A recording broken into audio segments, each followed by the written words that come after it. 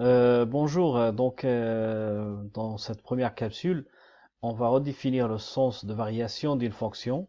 On va commencer par une approche visuelle, c'est-à-dire sur un graphique, pour comprendre cette notion de croissance sur un intervalle i. Donc l'intervalle i, ça va concerner les abscisses, les bas abscisses sur le x en fait, lorsque sa courbe représentative monte sur cet intervalle. Donc on dit qu'elle monte, donc là elle est croissante. Voilà.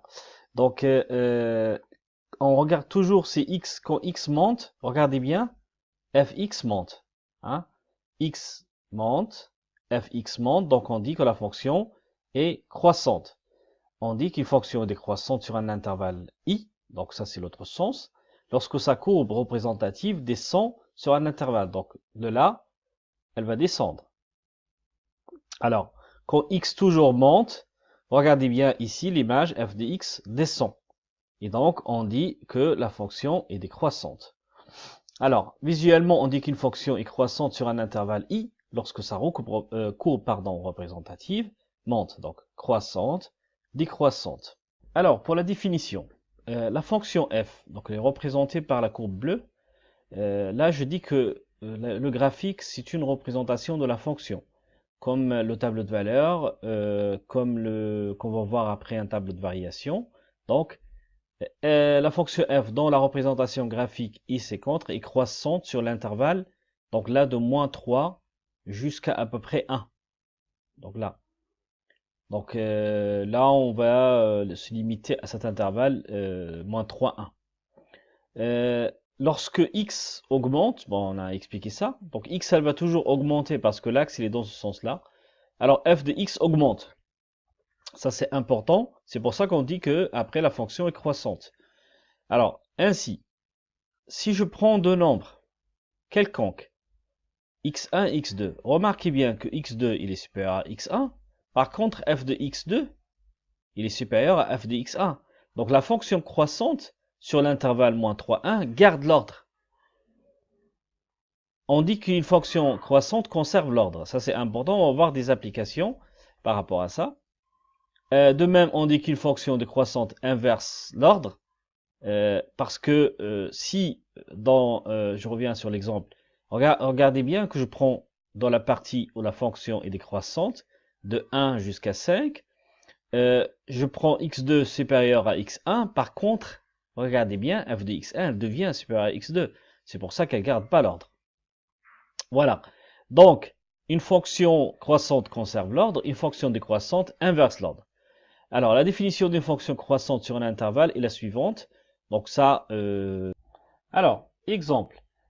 Sans utiliser de calculatrice, on va essayer de comparer ce nombre-là pour appliquer ce qu'on vient de voir comme définition. Donc, la fonction x carré, c'est une fonction décroissante sur moins l'infini 0 et après croissante sur 0 plus l'infini.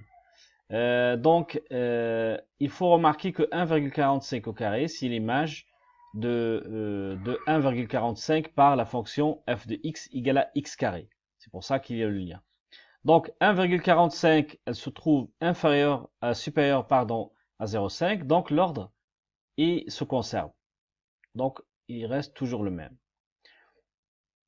Donc voilà, le nombre 1, ce que je viens de dire sur l'intervalle 0 plus l'infini. Donc comme 1,45 est supérieur à 0,55, on obtient que 1,45 au carré est supérieur. Remarquez que ici et là, l'ordre est le même par la fonction carré qui égale à f de x égale à x carré. Un autre exemple.